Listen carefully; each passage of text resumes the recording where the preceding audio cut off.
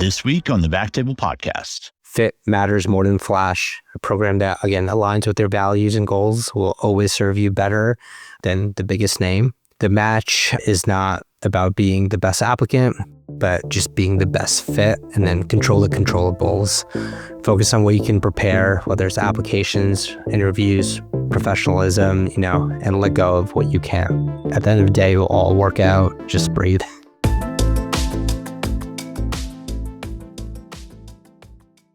Today, we're going to be discussing updates to the application process for interventional radiology. This one is geared towards medical students interested in getting into interventional radiology. To guide us through this topic, we have the good Dr. Neil Jain. Neil is an interventional radiology resident final year at Georgetown and has been on the show a few times. We were just talking about it. I wrote it down, episodes 372 and 554. So if you want to go check out the Neil Jain classics, those are the episode numbers. Neil, thanks for coming back on the show. Thanks so much, Chris, and the BackTable team for having me. It's always a pleasure. It's always a fun time. It's a great topic as well, so thank you so much. So, unlike many podcasts that we do, Neil actually sent me the outline of what we're going to be talking about. First thing on the docket, we have the pre-application. So, you guys had previously talked about this on your episode regarding mentorship research. So, what else to unpack with the pre-application process? Yeah, absolutely. I think how I want to start our talk today was I want to emphasize that one size does not fit all. Everything that we'll discuss today are based from discussions that I've had with attendings, program directors at APDIR, and most importantly, with former applicants. So lucky for me, I am fortunate to interact and mentor over 100 students in the past 6 years. So while I hope the discussions today will be beneficial and applicable to all, it's important to know, however, that each applicant and their pathway can be individualized based on their own application. Overall, pre-application, I will kind of guide you back to our prior BackTable episodes 372. Overall, in your preclinical years, as well as your M3 year, it's important to just do strong clinically, do well in medical school. And if you are lucky to have had interest and mentorship in interventional radiology early on during your M1 and M2 year, then go ahead and really get involved in SIR, get involved in your local symposiums, try to get the mentorship that you can get at a local or national level. So one of the questions I'm going to ask is, I think it's easy for medical students who have like a pipeline in interventional radiology. They have a strong IR program, there's a strong clinical practice, but let's just like imagine a scenario where that doesn't exist, or for some reason it's a little bit difficult. How do you get involved in SIR if you just want to, like, you're a med student interested in it and maybe you don't have a strong local program? Sure. SIR is probably one of the most welcoming in programs or societies. And again, we both know we have such great leadership. We have such a welcoming faculty that kind of lead the program. And this is both from top down, from the leadership all the way down to the medical student sections. So for medical students, it's important to get involved in SIR. It's only a few clicks where you put your name and your email and you're already on the RFS and the medical student section form. So sign up, it's free. It has all of the resources that you can probably even think of. So they've just revamped their website, and there is a little tab that says trainees. And in the trainee portion, that's where you can find everything that you need to know about SIR. If you are a medical student coming from a different background, let's say you're not from the top 20 medical schools and your school maybe is a DO school like mine, or if it's a medical school that doesn't have a home program, what do you do? And I get this question a lot, and I think there are individual ways that you can do this depending on your location and your medical school and what is available to you geographically. But the first thing you should do is just sign up for SIR. If you can go to SIR for an annual meeting, I heavily encourage that. I think it's a great way to meet like-minded people and meet other people who are currently in your shoes or were in your shoes, and they can provide kind of one-on-one guidance. I remember when I was applying, I think it was during my M3 year, I'd reached out to a few different attendings and I'd mentioned, hey, it's my first time at SIR. This was back, I think, in 2017. And I mentioned, hey, I want to join IR. I don't know how to go about it. And I had sat one-on-one during the coffee breaks a couple of times to kind of discuss what I can do with my application. And I remember and that was during, I think, my M1 or M2 year. And then during my M3 year, when I applied, I reached back out again and they were able to kind of tailor my specific application on where I should go and how I should kind of tailor out my process. So again, a lot of it's individualized when it comes to those smaller schools. But today, when I talk about the letters of recommendations, the interviews, the ranking and stuff, hopefully I'll be able to make a generalizable effort to do so. Again, some of these rules just apply to everyone. Sure. So say you have a blank slate, someone who's starting out in 1 year, all options are on the table. They have a fantastic medical school. They have a home IR program. They can join IR. They have or join SIR, and they have a lot of time in their hands. What's the ideal roadmap if you wanted to paint this is a great application? I know individual results may vary, and you got to tailor it to the person and their interests. But what would be some general advice there? Sure. So how I like to think about this is you start at a local scale and then you keep going. Go from local, regional, national, and at some points international. So what can you do locally? Locally, you can join your individual IR interest group. And by doing that, you can, between your M1 and M2 years, hopefully kind of go from member or a smaller rank position to maybe leading the group, becoming the chair or president. During that local engagement, you'll be able to meet your local faculty. Again, you're assuming that IR, that medical school has a strong IR program or has an IR program that is engaged with the medical students enough that you'll be able to form some type of relationship with. During that M1 and M2 year, it's important, again, if you're able to get into research, do it. If you have that strong connection with that faculty member or the faculty in general and they have open slots, go ahead. It doesn't have to be something that's, groundbreaking or so, but even a case report or so, and that will just start kind of building your resume for IR. So locally, you can do that. I know a lot of programs around the country are doing IR symposias that are medical student driven, and that's so important to do. And honestly, if you don't have one, you should go form one. I did, and I remember that was something I discussed during my application cycle. Don't be shy. Everyone likes to meet a medical student that's interested in IR and that wants to kind of show their passion. So if your institution has an IR program or you're in a city that has symposiums, go ahead and join that planning committee. And what you'll start doing is you'll start building the basis of what interventional radiology is. We're not just proceduralists. We don't just do procedures, right? We do really cool procedures, but on top of that, you'll see what we actually are. We're clinicians, we're entrepreneurs, we're diagnosticians by training, we're innovators, we're researchers. You'll start putting all that together early on. During your M3 year, you should do a home rotation at your program. Some programs may not have this. At Georgetown, I know a lot of the M3s can elect to do an elective in interventional radiology, which is great because they come and rotate with us. They get put into the room to where we're doing tips, Bartos, Cartos, and they're like, oh my God, what is this? This was not discussed during our curriculum in medical school at all. So that gives you another avenue to get kind of exposure to IR and get exposure to the faculty. And then finally, your M4, if you didn't get a chance to do a home rotation during your program, you should do a home rotation, and then you should do an away. And this is, again, all local, that you're locally, you're kind of building your own brand and you're getting exposure into IR. We talked about regionally, how you're doing this by throwing symposiums or attending other symposiums locally. And then kind of nationally and internationally, join SIR. Like I mentioned, there is a robust medical student section and a resident fellow student section that is so important to join. Like I mentioned before, you'll meet like-minded people, but you'll be able to partake and build out projects in IR.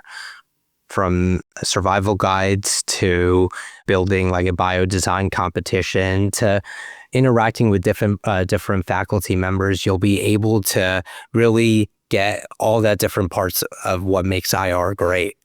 And again, you can do this at a national level where you can join a specific committee, like a biodesign committee or a recruitment committee. And then internationally, I know we do a lot of work with CIRSE, and they have their own student section as well. So it's just a great way to meet people around the country and around the world. We actually have a whole, without getting too far into the weeds on like away and home rotations, we actually did a whole BackTable episode on like how to, I think we called it how to crush your away rotation. So I won't like dive into that, but one of the things that is important, letters of recommendation. How do you get them and how do you get a good one? Yeah, important questions. So what are the letters of rec in medicine even mean, right? They're written measures of support from professional in the specialty. They serve to describe your character, your skills, and your overall qualification as your role for a future resident physician. In IR, where the specialty is relatively small and close-knit, these are viewed heavily by programs. Currently, you can upload 4 letters of recommendation, and at a minimum, theoretically, in my opinion, you should have 2 letters of recommendation that are IR specific, that are by IR attendings that can speak on your behalf. So there's, again, some programs may only want 3 total recommendations, but when you upload on your ERAS application, you can upload to 4. So my general rule of thumb is 2 is minimum, so you should always have that. 3 is great. I think 3 is a great ground where you can have 3 IRs and then 1 non-IR that can talk about you in a different specialty. Again, we want well-rounded physicians that not just only care about IR, but that can excel in other fields, because this is what interventional radiologists do. We collaborate with other specialties and we build relationships with them. So crush all of your rotations. If you can get a letter from a vascular surgery or a surgery preceptor or a internal medicine, those are viewed a little bit more favorably, but honestly, any non-IR letter for that 4th will suffice. Again, all of this is to say that pick wisely who you choose to support on your campaign. Okay. Now, what about how to get a good letter of recommendation? So this, in an ideal world, let's say you went to a medical school where you were able to, get to know an IR faculty early on during your M1 year. I think getting a letter in IR from a faculty member that knows you the best is very important. Getting the faculty member that's, the world, the world expert on something that, is a chair of the department and stuff, that would be great, but I doubt that you've had the number of meaningful interactions for that person to write you a letter.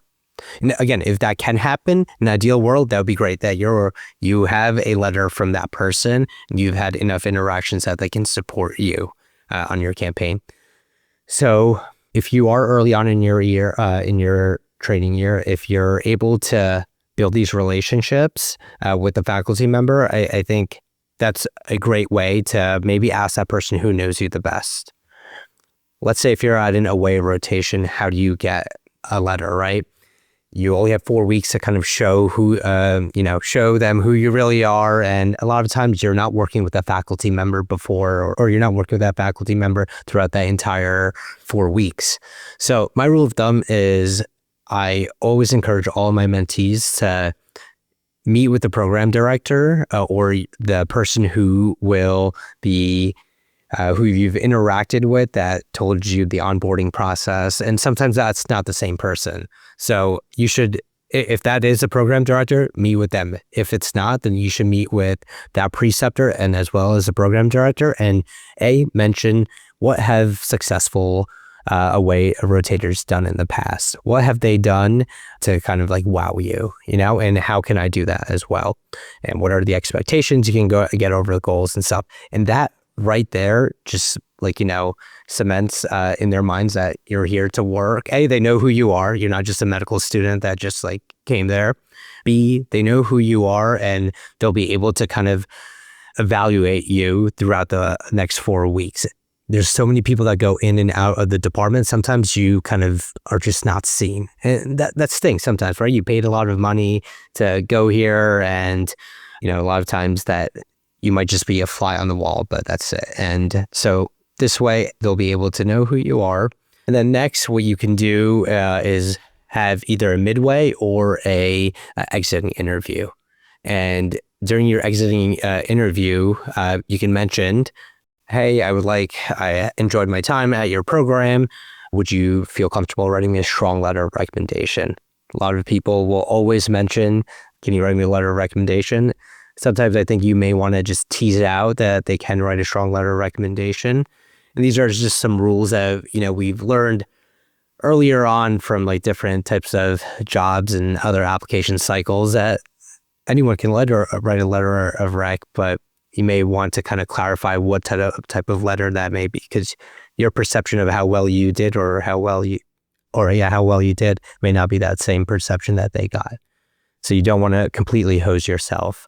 Second, if you are already going in and wanting a letter of recommendation, you can mention that in the beginning statement.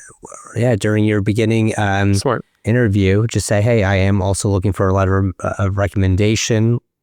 I hope to wow you while I'm here. What are additional ways I can go ahead, and what other advice you have for me to going forward to secure your support for me?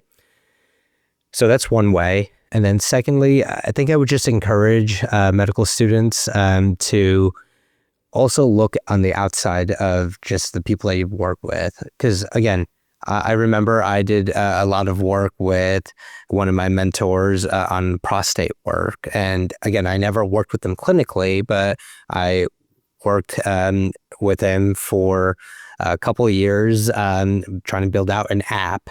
And again, he couldn't talk about my clinical sense at all, but he was able to kind of talk about my passion of IR, my innovativeness, and what I would bring to the field. So I think if you can have someone that you can well round your application, not just from a clinical standpoint, but from a passion of IR and innovation of IR, just kind of putting in different pieces of your application, that'll bode really well for you. Oh, I like that. I'll throw in one more piece of advice that I just happened to get when I was a resident and also when I was a fellow. We had some away students, and I thought one of the really problematic things is a lot of times they ended up as kind of wallflies, and it's tough because it's an intimidating environment. The residents are intimidated, the fellows are intimidated, but one of the medical students asked ahead of time if they could present a case, during the morning rounds.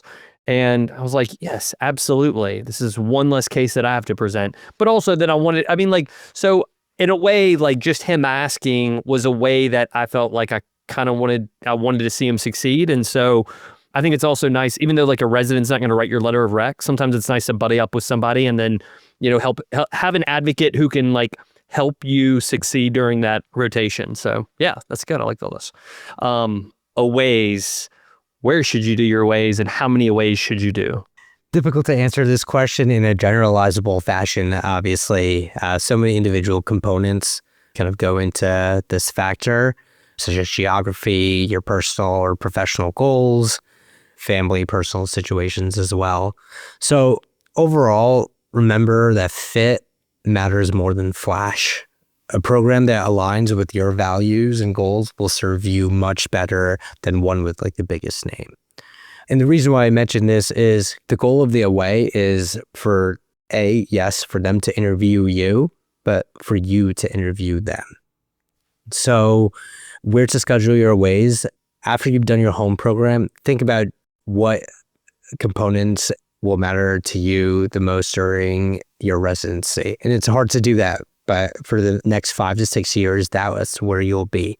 If it's geography, the nature of the program, whether it's community versus academic, are they specialized in a certain type of procedure service line that you absolutely want? Are there faculty members that you just already preemptively jive with since from your personal experience. And again, that shouldn't be a deciding factor only because faculty will move regardless if, they may not always wait for you. But these are all the considerations.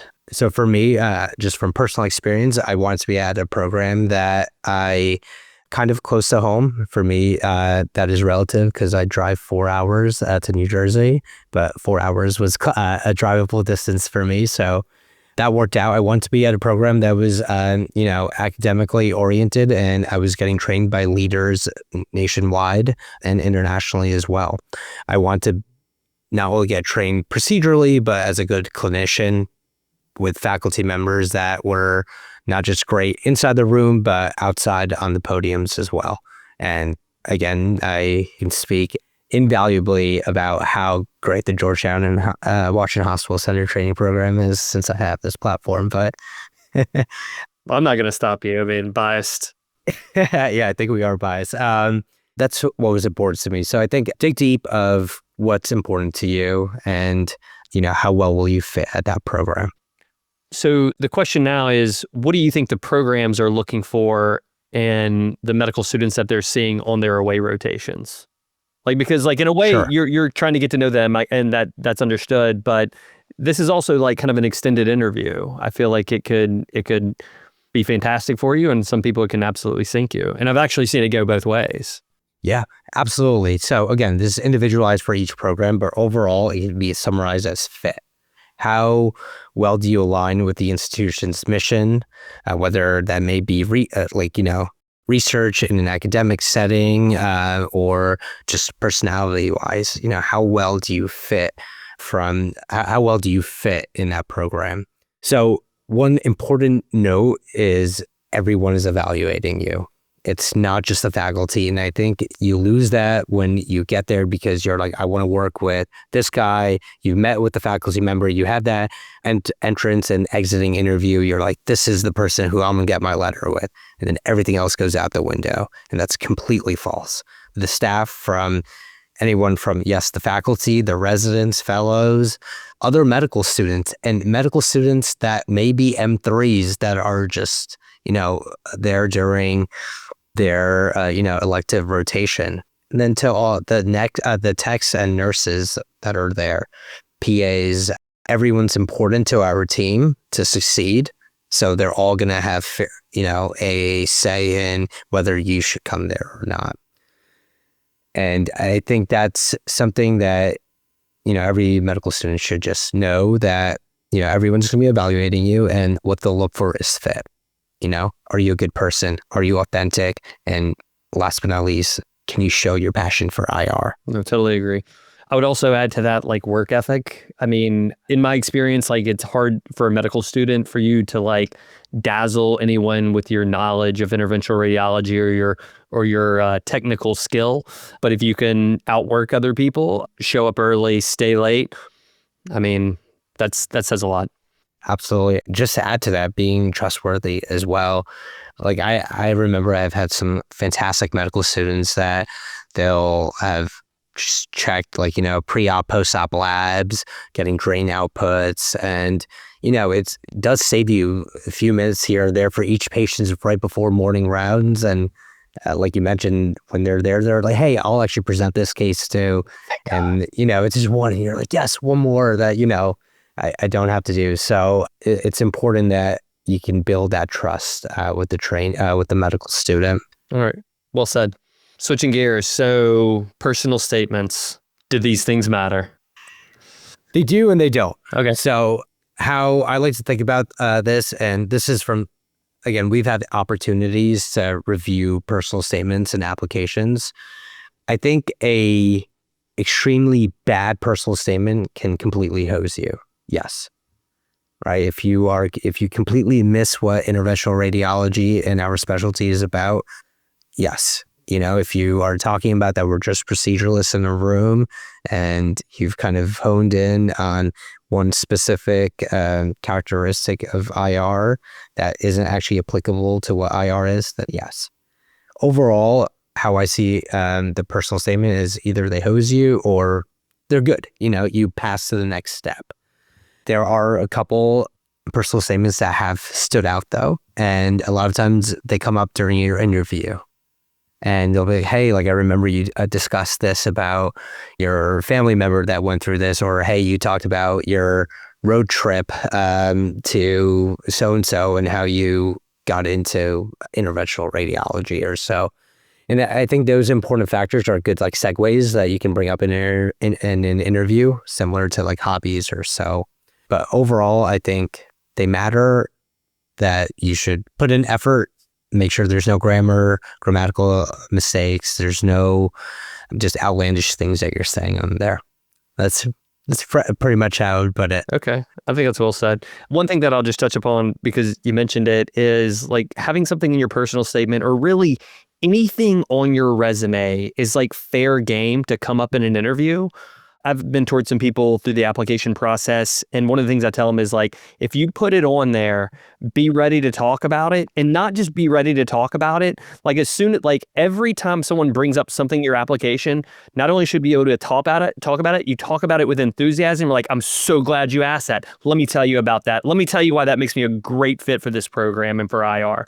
Anything on your application needs to be like, just like a fastball down the middle. You need to hit it out of the park. Absolutely. Okay. Yeah.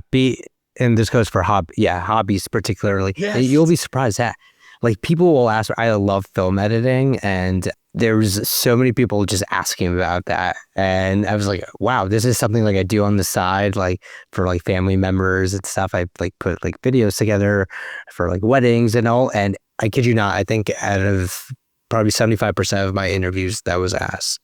So I would 100%. And again, it brings me great joy to like talk about it. But I was like, wow, someone really cares about this, like how I can edit things on Final Cut. But okay. People love the hobbies. People love the hobbies. Like some people like just skim everything. They're like, oh, that's pretty cool. Snowshoeing. Yeah, exactly. Along the personal statements, should you write DR personal statements and IR DR personal statements and have like separate personal statements for each? Sure. So you do not have to write a separate DR and IR personal statement. But if you wish to, I think that is totally okay. So it's important to know that when you're applying to interventional radiology, as it currently stands, you're applying to a integrated IR DR with DR training. And to be a good interventional radiologist, the DR training is crucial. So you want to make sure that you like it, and that you, when you're at your program, you'll be able to kind of just knock that 3-4 years out of the park. A lot of the times, the person or the people, faculty members that are interviewing you will be DR as well. So in that case, they'll be reading that, and a lot of times you'll be applying to their DR program. So, for example, for Georgetown, they have an IR-DR program, but we also have a DR program that has ESIR. So, once you're applying to DR, it's nice that you have a personal statement that you're uploading that's mentioning, hey, why you want to be a diagnostic resident as well. So, I remember for mine, I actually talked about film editing. For the DR portion, how I'm like used to reading like screens, and like I kind of like the details that go into it. And then for my IR, I talk about a specific procedure and disease that I witnessed with a family member, and I kind of saw, and I kind of played that through. So I don't think it's absolutely necessary, but I think it adds a great touch. It's one more essay, but you're able to upload both. One question I do get a lot, though, is like, do you have to have an individual essay for each individual institution? Is that necessary? And I'll say no. Can you do it? Yes. You can write, you're applying to 20 schools, you can write 20 separate essays, and then and what I've had some applicants do is write at the end saying, and this is why I want to come to, let's say, Georgetown IR. And again, I don't think anyone's reading to that granular detail that they'll be like, hey, like, you know, if that's going to add any specific touch to it. What may kind of hose you will be that you write a wrong institution, and that goes to that individual institution. So, beware. It's not necessary. Beware. Just be careful if you are doing that. Okay. You would say by and large, people are not doing that. Like if you're applying to 20 different spots, there's probably 1 or 2 essays that you're submitting, right? Correct. Okay. You're doing 1 to 2, and that's pretty much it. Anything else on personal statements? No, that's it. Just, be careful. This is something that's part of your application, and you want to just make sure that, everything there is accurate and factually correct. Yes. So. And no grammatical errors, as you mentioned. So application cycle, when you're applying, do you apply to IR/DR programs and DR programs? Or look, I want to be an interventional radiologist, IR/DR exclusively? This is going to come down to how good you feel about your application and where you want to go. Is there a specific program that you want to apply to? And no matter what, this is the program that you want to go to. So my general consensus is, unless your application is super strong, that you're in one of the top 20 schools and you have the great faculty support and you don't want to do the ESIR pathway, you just want to go and do IR only, then sure. It's a huge chance that you are taking. There's a high risk that if you don't match in those like 20 or 30 programs, or for IR, if it is in a geographic like limited location, then you may go unmatched. My general advice to most of my mentees who don't always fall into that category is, I think you should apply to both, especially if you have a geographic preference or if you are you want to be at an institutional specific place and you're okay to do ESIR there. Do both. You have nothing to lose. Yes, sir, it is an extra cost to it, but at the end of the day, it'll give you that safety to kind of push forward and be able to kind of have some guarantee that you'll have, more interviews in that specific, let's say, city or that specific program. It kind of hires your chances. A lot of programs, when you also interview for their IR spot, they'll say, oh, did you also apply DR? And they're asking you that because they have an ESIR program and they'll let the DR program director know. It's like, hey, we really like this person. Would you mind ranking them high on the DR list? So I think it is important to know that. And currently, how our specialty stands, it's an integrated IR/DR space. So we are very intertwined with the DR department. Okay. I think it's solid advice. I think it just increases your optionality. So how is this viewed when the application is hyper-focused on DR only? Sure.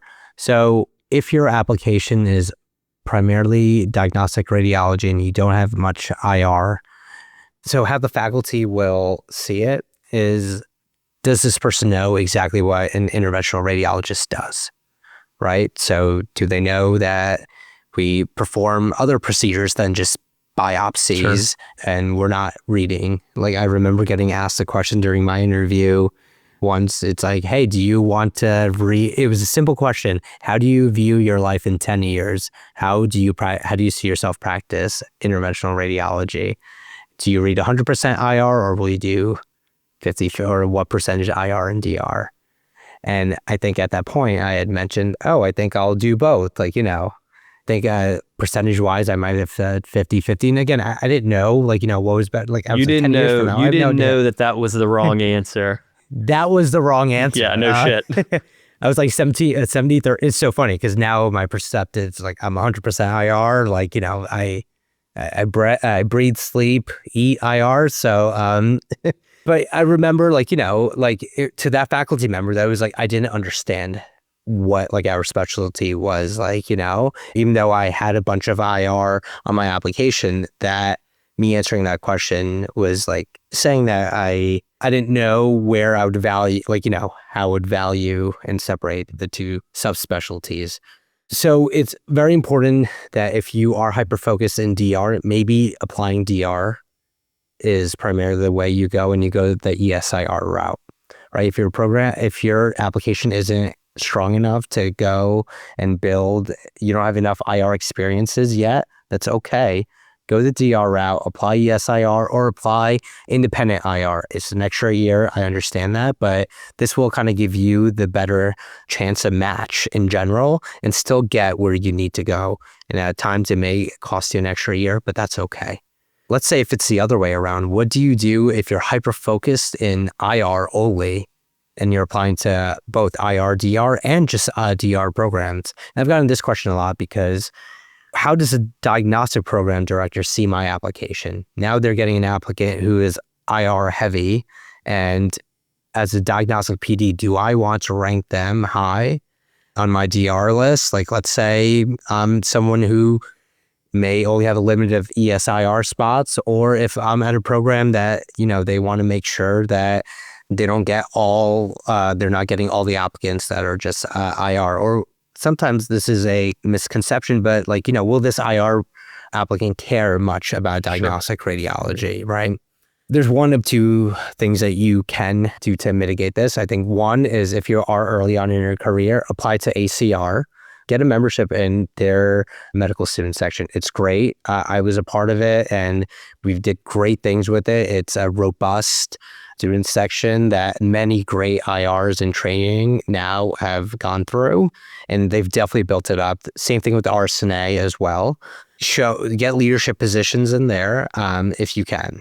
Second thing is during your personal statement, if you're writing one, make sure you have a component in there that you mentioned that how important diagnostics is to you and to your training in being a great IR. Because it is, at the end of the day, you're learning so much of what you do in IR comes from those strong diagnostic skill sets. So you want to make sure that's kind of well embedded somewhere in your application.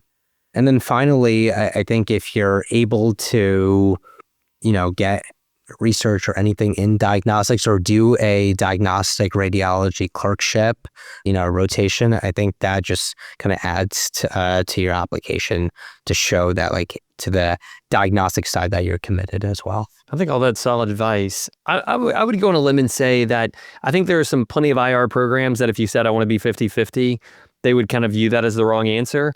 I think on the flip side, the DR people are much more malleable when you talk about wanting to do a lot of IR. That's just been my experience because IR is like IR, but diagnostic radiology is neuro, MSK, and some of those have a pretty high procedural content or component to them. And so I feel like the DR people are a little bit more forgiving on that. Sure. Yeah. I, again, know a N of only a few programs. Sure. So yeah, that's great. That's good to hear. I always like when there's, kind of a good camaraderie between DR and IR. I think it just bodes well for both the applicant and the department as a whole. So agreed. All right. So the next question is, where should I apply and how many programs to apply to? Sure. Great question. And I think the virtual process has kind of changed the landscape of this a lot. I remember back in the day, you kind of wanted to limit to where you applied based on cost and then be on how many interviews how many can you actually, go to, can you endure? So first, where should you apply? Figure out what is important to you. Like I mentioned before, is it geographics? Is it the particular type of program? Are you okay? Do you want to be in a city or a rural area or suburban? What are you actually looking for? Are you looking for a particular service line that they are doing hey, I want to be at a transplant center where they're doing high-end IO and this is what is very important to me? Or do you want to be at an institution that is doing a lot of different things that are doing MSK procedures and lymphangiographies and cholangioscopies? It's something Georgetown Hospital Center does. Good plug. Good plug.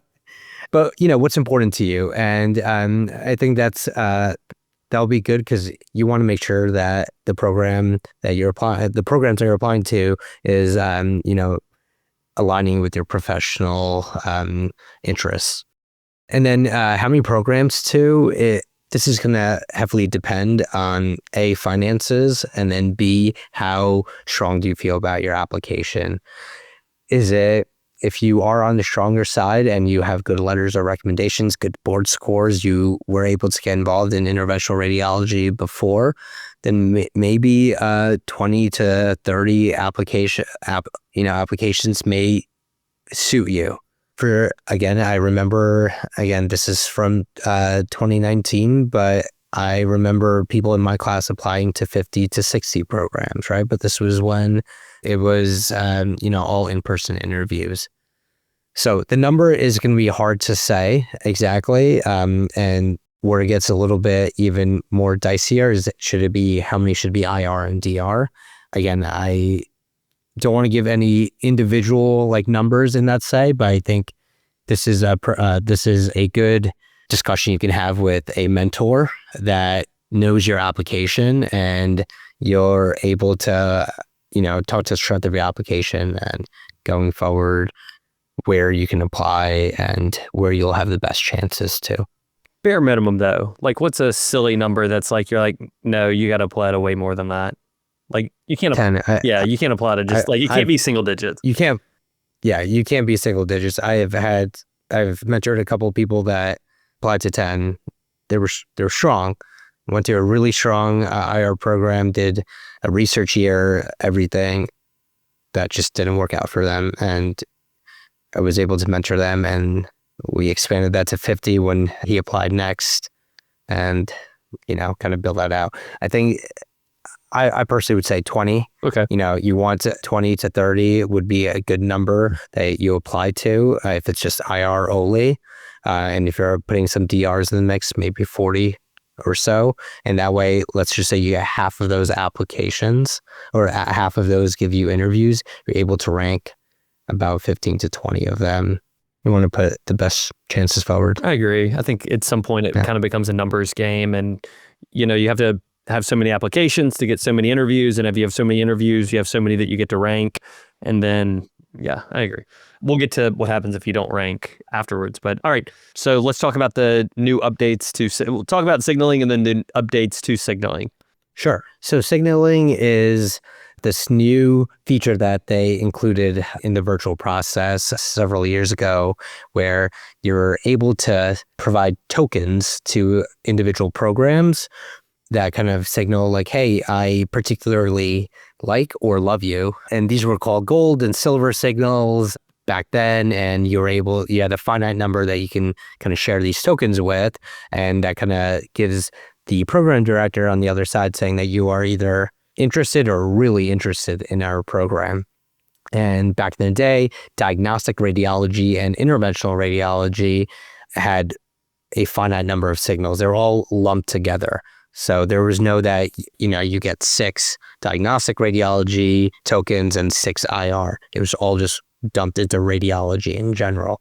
So what has changed in the recent upcoming cycle is that interventional radiology and diagnostic radiology has separated now. Interventional radiology as a whole has no tiering system. So they have a total of 8 signals or tokens, I want to say, but there's no tiering of gold versus silver. And now diagnostic has a separate tokens, 6 gold and 9 silver. So you're theoretically able to put 23 tokens out for just radiology in general. But for IR, you have 8. And I actually think this is great for applicants and from the program side, because even though the silver signals were great, I think you still had the fact that you can tier them. You can, say gold versus silver. Programs would often, first they would go to the gold and then go down to the silver, right? So you're still kind of you have that extra layer of tiering, but now you just have 8 in general. So you don't have that tiering system for IR, which is great.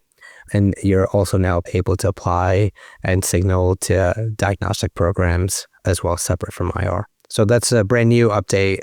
Again, read on the NRMP website what this kind of means to you as well. They have further kind of discussions how to go about the geographical preference, which I discussed on the last episode as well. Okay. But just a quick update for that. All right. So once the application is in, you get some good interviews. when you're going to the interview, there's the part where you're trying to like put your best foot forward. That's understood. But how do you evaluate these programs while you're on the interview trail? Yeah, great question. I remember one of my mentors mentioning this to me because I was like, oh, once I got the interview, they're like, I had this self-thought, do I deserve this interview? Like, are they just giving me this interview or so? And he said, your application opens doors, your character keeps them open. And again, all this is saying is your CV might get you the interview, but it's your character and presence that will leave a lasting impression. So you've gotten this interview, don't doubt yourself. Be confident, okay? There is no, there's no free bread when it comes to interviewing. This is a job interview, okay? So no one's giving out pity invites, okay? So how do you evaluate on the interview trail? Most programs will have a meet and greet, and that will kind of allow you to kind of ask a lot of important questions, program-specific questions that you may want to know. There's always going to be two chances to get to know the program. It'll be the meet and greet, and it'll be the Q&A during the actual interview. During those opportunities, you want to make sure they can answer questions that are important to you, whether it may be, are they a bread and butter program? Are they a particular service line, like hyper-focused program? If it's important to you, you can ask questions about their curriculum and how are you spread out during your 6 years or 5 years that you're there. And then you can also ask questions depending on who you're interviewing with is what changes do you see in the program, right? You can ask, are there going to be major changes coming to the program when you're applying? I remember this being such a big thing in Philadelphia when Drexel and Hanuman had kind of shut down the trauma service lines, kind of got shifted to the other hospitals. So, they were like, hey, we're probably going to get more trauma than we are used to. So things like that are good questions to ask. You can get a feel for them. You can ask specific questions to residents and fellows that you may not want to ask the faculty member, right? That could be either lifestyle. I personally don't like asking about call because that wasn't going to be important to me. But if that is, you can try to ask those questions how important, what are the call structures like? How does that happen? Do you have a book fund? Do you have, personal time? What's your PTO and stuff? But save all of that for the residents and fellows. Don't ask that to the chairman. Totally agree. So just make sure you're aware of your surroundings and who you're actually interviewing with. I can't say enough about that. So one thing I wanted to say about asking questions, I think one, you definitely want to understand and know your program. But every time you ask a question, especially when it's to one of the faculty, you just can't ask stupid questions. Like if you go to an interview at Northwestern and you go, are you guys submitting any papers to SIR? That's a really bad question. If you went to Georgetown and you're like, you guys do UFIs here? I think you should know. I don't think you have to research every program to the nth degree, and you should definitely ask every question that you want to ask. But I just wanted to put a finer point on that. You want to ask very focused, appropriate questions to each person that you're talking to. And so I've seen that go both ways. I've seen people ask really, really smart questions, and I'm like, wow, this person gets it. And then I've seen some really bad questions.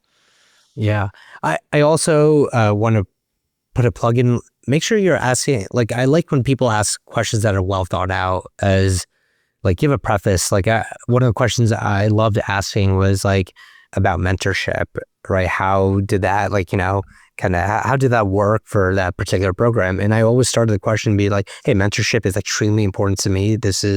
I've had great mentors that have been able to guide me throughout this process, and kind of give a preface to all of this, a preface to all of why I'm asking the question. I'll be like, hey, how does mentorship work here? Do you get paired up with a buddy? Do you not get paired up? Do you have a DR mentor and stuff? And it was really important to me because I mentioned, it really shaped who I am, and I want to know that I was going to get that same mentorship where I went as well. Well said. So I think I will say one of the questions that was always in my back pocket that served me well on the IR specific trail was I had a lot of questions around autonomy. Like what did their levels of autonomy look like? What did it look like when you were functioning at a high level? Was there always somebody? I just wanted to make sure that I was going to get hands-on catheter time and not be be second operator. And so I thought that was always like a very appropriate question. And a lot of places had a lot of different answers on that. And so I thought that was a question that was always well received and had a lot of meat to it for those people if you're just looking for a question, that's a good one. Yeah, steal Chris and my question. Yeah, still our question. Yeah. All right, so letters of interest / intent, pre-interview, post-interview. Sure. I think this will depend on what program you're trying to go for. I remember that for both my application and for mentees that I've been able to mentor, that if there are programs that you want to go to and you didn't receive an interview, I think writing a quick couple sentences, a couple of paragraphs saying, hey, dear so-and-so, my name is so-and-so, and I'm particularly interested in your program for the following reasons. I think I would make a great candidate. This is my AAMC ID and stuff, and just seeing how that plays out. There's so many applications now going out, and with the virtual process, you don't know who really wants to come to your program, right? I think the signaling has helped, right? But how do you weed out this 300-400 student application if they didn't interview with you, if they didn't rotate with you, if they didn't signal you? Are there other ways that you can let them know? So I think for the interest, though, I think I would just mention, if you say I'm really interested in your program, but you didn't signal them, choose your words wisely. Okay. I do think that writing a email after your interview, though, and showing them your interest is extremely, I think it's a nice touch. For a lot of programs, it just closes the loop. I think it provided me kind of just like a closure, like, hey, thanks so much for granting me that opportunity. Some programs, however, won't give you, will straight up say, don't send us any emails, so don't do it then. If they particularly say it, don't do it. And if there are one thing I wanted to just mention, if there are programs that you write to and they don't reply, that's okay. A lot of times they may just have a personal rule that they're not going to reply to any emails. So don't take it offensively. It's not you. It's just, that program or that person or so that's just chosen not to reply to anyone, to be fair to every candidate. Letter of intent, I think you should go ahead and send one. If there's one program that you absolutely want to go to and you are 100% sure that this is the program and you're not kind of going between 1 and 2 or 2 and 3, you can go ahead and say, this is a program that I want to be trained at. And you just need to be 100% confident that you're not going to change your mind, because the last thing you want to do is lie on your application. Of course. So you want to make sure that you're making this decision with a clear mind. And what you can do after you submit that, you can also reach out to your mentors. If you have someone that can vouch for you, I think a phone call or an email goes a long way, letting that other program know about your particular interest in that program. So I do think it's a fine touch. I think we'll always mention it. It's oh yes, this person also mentioned that they're ranking us number 1. I mean, you have to rank a program number 1. The way I see it is there's not a lot of downside in telling the number 1 program. I mean, you have to put someone number 1. Tell them. Yeah. Okay. What do you have to lose? That's how I feel about it. Yeah. And I will also say just this is what happened to me. I came from LSU Shreveport, probably not considered a top 20 medical school. I don't know the rankings, but I did have my mentor who's an interventional radiologist call to my residency program. And the program director later on told me, years later, he was like, you were not ranked to match. And after that call, he was like, we just don't get a lot of personal phone calls about an applicant. He's like, we ranked you to match. And that was the difference maker. So I will also Yeah. say that I did the same thing when I went from Vanderbilt to Georgetown. And Phil Banovac had no recollection of ever receiving a call. And like he's like, I don't think that made any difference, buddy. I don't think he knows who I am yet. I'm kidding. Dr. Badavac, if you're listening to this, I'm kidding. Yeah, he's listening. All right. So day of the interview, what does an interview day look like? So each program will, again, have their own nuances and all, but a generalized format will be that you'll get into this, again, all this is virtual now, so you'll get into this little virtual lobby. Usually you'll be greeted by the program coordinator that will kind of give you the outline for the day. Usually it will start with a program overview from either chairman or program director, kind of describing what that program is and what they may focus on and what their mission is and, what their expectations of residents are. And then it'll be broken down into interviews. Usually, a lot of programs will send you an email either the day or days prior, letting you know who you'll be interviewing with and in what order, so everything goes smoothly. And then from that lobby, you'll be going into breakout rooms and you'll be interviewing with that one person. And then you'll come back into that lobby and they'll kind of just keep going back and forth till the day of interviews are finished. And then it will usually end with a closing remarks and any question and answer session if they have any. A lot of times you'll have the meet and greet either before or after the interview. And when I say after, it'll be either the night before or that same night, or some programs will just have 2-3 interview meet and greet sessions just much later on in the future, which, they'll let you know about as well. Okay. Interview style. I'm sure every interviewer has their own sauce, but can you kind of give the trainees out there like some maybe things to expect? Sure. So first, kind of evaluate who is interviewing you. Is it a faculty member or a resident? And I think from most of the time from my discussions with the residents and the fellows, it's usually going to be a little bit less intimidating. And it's just because they're closer to your age and they usually, personally, I care less about your board scores and, kind of like the academic side, that I care less about that than like your hobbies and what kind of makes you, what do you like to do for fun? Because what I'm trying to figure out is, are you going to fit in with our team from a resident side? Are you cool? Are you someone that we can rely on? Are you someone that we can all get along with? So that's that fit component from a resident side. The fit component from the faculty side is, will you be competent? Will you be trustworthy as well? And will you be able to go through the IR/DR training without causing any problems? At the end of the day, they're trying to make sure that you're going to be a good resident and they'll be able to graduate you into becoming a successful IR/DR. So kind of making that distinction on who's interviewing you and what their intentions are, I think it's important.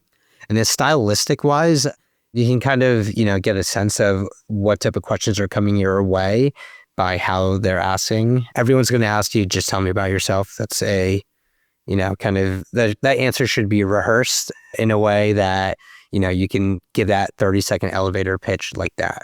You should know what makes you and why you're here. Other than that, from a faculty standpoint, things that you should maybe know are, if you have any red flags or so, be ready to talk about them and what you've learned from them. That's most important. Second, if you are able to, they'll ask about any experiences in IR that you've had, right? One of the ones I've gotten are, what are some cool IR procedures that you've seen, right? And I think I alluded to this during my previous episode, but set the story up. Don't just say, hey, patient came in for a PE and we used the Inari device and got everything out. Set up, what was happening to the patient, how they landed on your table. It's more about that clinical picture and that story, less about the actual, devices and wires that you use. And what happened afterwards, because that kind of gives you that whole picture of that patient. So that was one of the questions that we've gotten. And then from a stylistic standpoint, that is what the questions like, hey, I want to see what you know about IR. Can you like talk competently in an IR way? If you have any research or so, right? If you've done, let's say, HCC research, the IO person probably will ask you about that, right? So if you said something about that particular topic in one of your manuscripts, do you know it well enough to discuss it at an academic level?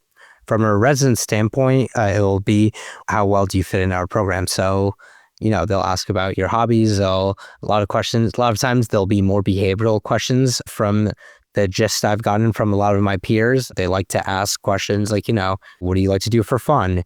One of the questions I love asking is like, if you couldn't do medicine, what else would you do? I'm trying to just get in there and it's like, you're on the spot right now. What would you want to become if you couldn't do what you're doing right now? And some people have like the coolest answers too. Like I remember someone saying, I want to be a firefighter. And I was like, wow, that's cool. Why? And he just went in about his background and everything. And you start learning a lot more about that person. So that's kind of like my spiel about the interviewer and how you can kind of gauge what questions you'll get. Okay. The other thing that I would say is a lot of interviews end up where the interviewer has kind of given all their questions and then they'll open up the floor and they say, do you have any questions? And do you have any advice on that specifically? I mean, clearly, if you say, nope, no questions, that's a bad answer. You should have some questions in your back pocket, right? Yeah, absolutely. Yeah. I remember I actually had an interview where I think it was a 15-minute interview and 13 or 14 of those minutes, the faculty member just talked about his life and everything. And then the last minute, it's like, do you have any questions? I was like, wow, that's really cool. What you've talked about and stuff. And again, some of the questions I just asked were the ones I had in my back pocket or so, like the ones that we mentioned before. But you should absolutely have questions.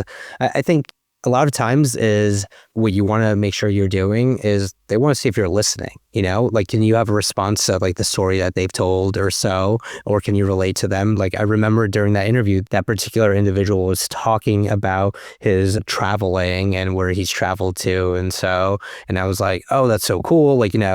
Asia's awesome. If I could spend some time in India for 6 months to a year and kind of learn my cultural grassroots, that'd be so cool as well. Kind of adding to what he's talking about. And then finally, when he asked about questions, I just kind of geared a little bit towards the ones that we obviously didn't talk about at all. So okay, cool. The question about the meet and greet, to attend or not to attend? Always attend. Okay. You have to be there. This is your way of showing the program that, you're able to show interest in the program and meet their residents and fellows. I know a lot of times they say they're not taking attendance, and they may not always. Some programs do actually. And sometimes you do stand out because we've taken this whole personable interaction completely online now. We've taken all that away where I can meet a person face to face.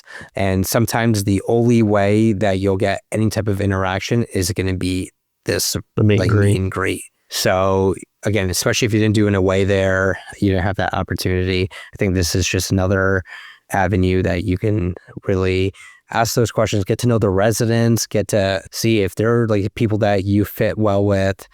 Again, it's that fit factor that, again, it's as important for them and as it is to you. You want to make sure that you'll thrive in this place. Yeah, I couldn't agree more. I think it's good to go to evaluate a program, and I think it's also good. It's another opportunity to put your best foot forward.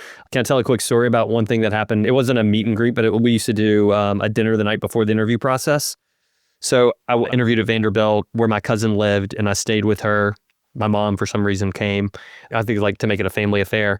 And so my cousin asked, where are you going to have dinner? And I said, oh, it's this restaurant. And I named it. And she's like, okay. And so I go to the dinner. My cousin brought my mom, and they sat 2 tables away just so they could watch me. God. And I was like, oh my God. I was like, how would you even explain that? And so they just were sitting there watching me how I would do. So I would say that's not a good idea. That's not a recipe for success, but I did get into the program. Chris, you're saying do not bring not to interview. Don't bring your mom and your cousin. Okay. Don't share the link, guys. Yeah. I would say do not do that. Okay. Back on track. Anything else to talk about? Did I miss anything on the interview process? No, that's good. We've discussed everything. One of the things I try, like people I've mentored, is be yourself. You want to be the best version of yourself, but be yourself. Like, don't pretend to be someone you're not. If you weren't research heavy, don't talk about the research that you did, but don't pretend to be something that you think they want you to be. It only behooves you to just be yourself, just the best version of it. And then the other thing I was going to say, and you said it, Neil, just put a finer point on it, be honest and transparent. Like, if people can smell like shadiness, like you don't want to be that person. You don't want to be that interview. That really stands out. All right. So now we're on to ranking. How do you build it? How do you build the rank list? Sure. This is obviously arguably the toughest portion of your application, I think. One thing I want you to emphasize is you've gotten all these interviews, right? The ball is finally in your court, and you get to shape your list, your fantasy draft, however you want, Know what's important to you, okay? And it's really hard to see what the next 5-6 years will look like, but really try. Is it going to be geography? Is it going to be that particular city? Is it rural versus urban? I know we've talked about that. Is it the particular program, the type of program? Is it a service line? And see kind of where that kind of fits in your paradigm. I think if you can rank what's important, I personally wrote all these down. I said that geography, family, all that was very important to me. I needed to be here for so-and-so reason. If you're married or a couple's matching or so, there's going to be an extra layer that you're going to have to dice out. So that's number one. Second is, how should I rank IR and DR programs? When I say IR, DR, I mean the integrated versus just DR. The questions I always get is, should I just do all IR and then DR? Should I mix and match? And I would, again, tell you to think deeply on, do you want to be at a particular program or not? Because, you can go that ESIR route. And if that particular program is a place that you want to train at and you're okay with that diagnostic training that you're getting at, then rank their DR program right after their IR. It's just giving you another shot at that program. The other considerations that you'll have here are, do you want to theoretically apply for a match again, right? If you're doing the DR program, and if they especially don't have the ESIR tracked, then you are applying for a 2-year spot. If they do have an ESIR program, you still have to apply for that 1-year spot. A lot of programs may have that 1-year spot at that program, and it'll just be an easy transition. You'll apply internally, and they'll kind of let you do all that for that final year. So you kind of have to look into that. If you have a partner or so that are going to be relocating for you, I would probably have them on the discussion as well. I think it will always be better when both of you guys are on the same page. So all this is individualized, but again, know that this is a good thing. The ball is finally in your court, and you'll be able to kind of tease that out. Finally, one thing I will plug in for is surgery year versus a medical intern year. I think if you have the option, a surgical year always is beneficial, because you a lot of times are working with the surgery teams or surgical subspecialties, whether it may be trauma, urology, vascular surgery. You're working with them a lot. And again, at our program, it's a categorical year, but I was able to see how beneficial that my mindset developed, where I was able to tease out the pre and post procedural care, what I'm supposed to look out for in a lot of patients. But then also, since I was at a categorical program, it was nice that I was in a way friends with a lot of these residents way earlier on throughout my residency. And then it just made every time that I got a consult from them a little bit better, because they understood what I was looking for, and vice versa. So a lot of times you're consulting them as well. Again, if you're doing a medicine year, some programs already have a categorical medicine intern year built in. Again, if that's how the program is, that's great. Maybe you can elect to get some ICU rotations and get some hepatology, oncology rotations built in, GI as well. So I think that will just kind of strengthen your understanding of other subspecialties that we interact with. Okay, well said. So soaping, can you explain what happens if you don't match into the integrated IR-DR? Soaping is part of the match process that, let's say you didn't match at all, not just IR, you didn't match, what happens next? That Monday of your match week, you find out if you match. You don't particularly find out where you matched, but you'll know if you matched or not. And then on Friday, you'll know where you match. So on Monday, if that's the case, number one, just breathe. It's going to be okay. Okay. You've made it this far. Hopefully you can rebuild what you need to in those 3-4 days in between. Reach out to mentors to see what the best course of action is. I cannot emphasize that enough. You have to reach out to the people that wrote you letters of recommendation, that you've built these connections with early on, to kind of ask for advice. Your school will reach out to you and let you know, like, hey, this is what's going on. There will be another portal that will show what are all the unmatched positions are, and there'll be all different specialties. So you'll be able to know everywhere from family medicine, IM, to dermatology, to IR, DR. So then you have to make that next choice of what do you want to go into? Is there a prelim? So then you have to make that tough choice of, do you want to go the diagnostic route? Are those diagnostic routes open? A lot of times the IR routes aren't. And some of the times the diagnostic routes aren't open either, that all those positions were just matched. So then you make that tough decision. Should I just do a preliminary year? I will really emphasize doing that prelim year. Make sure, if you choose to do that, do a surgery year if you're still interested in IR. Because I think by doing so, you'll be able to kind of show that, again, we're still a procedurally oriented specialty, that you'll be able to show a lot of programs that you apply to that, like, hey, I still, like, this is what I did during my year where I didn't match. And if you go down that route, if you go down that prelim route and you've matched there, you'll be doing that application process once again, starting in the following September. And you will have that discussion with that prelim program director, letting them know, like, hey, this is my intent. Like, I know I'm an IR, like, and, they'll help you kind of gear what the next steps will be during your surgery year. Again, it bodes well for them as well, right? They want people who, they understand that you're not coming here to be a general surgeon. They're trying to help you kind of achieve your dream specialty. So they'll do everything in their effort, because that's another data point, statistic for them, that, like, hey, if you come to our prelim year, we'll be able to kind of get you where you want to go as well. So just have all that in your mindset. If that does happen, you'll have a series of interviews along the way, and it'll be rapid fire. Like, it'll all be phone interviews. It'll be like, hey, like, do you want to come to this program? And, like, they'll interview you and you'll get offers, and then it'll just keep going down like the list. They'll let you know a response. And then on Friday, if you have matched or so, you will likely already know where you're going because you've accepted that offer beforehand. And if you didn't, then it's a discussion that you'll have with your mentor in your school, kind of what the next steps are. Okay. Anything else to say about the SOAP process or the SOAPing? No, that's all.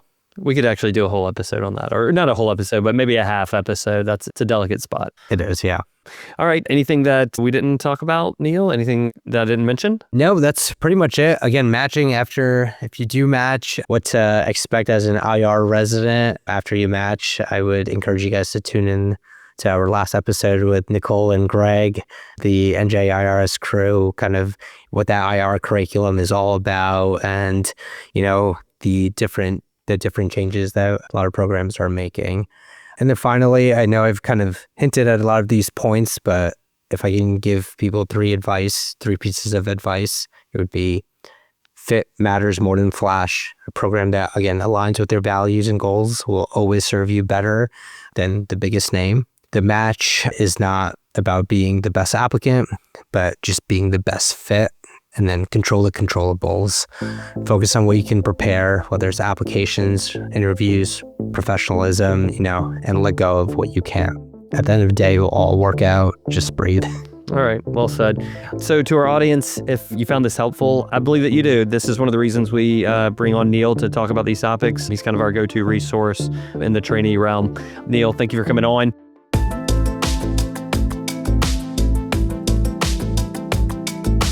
Thank you guys so much for tuning in. If you haven't already, please be sure to subscribe, follow, and rate the show. Let us know how we're doing and what we can do to improve it. We work really hard at making this a valuable resource for you, and we want to continue to do that. So give us your feedback. Lastly, tell a colleague about the show. We think they'll like it. If you have any questions or comments, direct message us at _BackTable on Instagram, LinkedIn, X, TikTok, and Blue Sky. BackTable is hosted and produced by myself, Chris Beck, and co-hosts Ali Behetti, Michael Barraza, Sabine Dond, and Aaron Fritz. Our production team is led by Kieran Gannon, Aaron Bowles, Gabe D'Agrazio, Josh Spencer, and Jaden White. Design and digital marketing led by Brian Schmitz. Social media and PR by Donato Cavuto. Administrative support provided by Judy Dela Cruz. Thanks again and see you next time.